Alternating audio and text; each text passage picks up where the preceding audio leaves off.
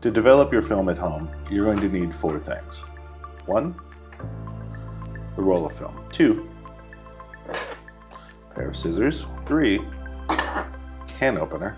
And 4, a film developing tank. So you've just shot a roll of film and you're ready to load it up into the developing tank for the first time. Take the can opener,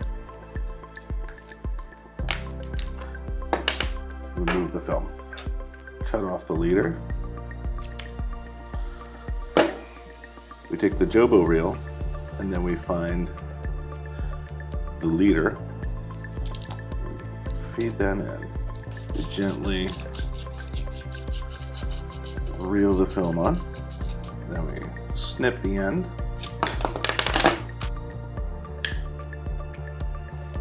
Pop the light trap. That's it. You're ready to develop.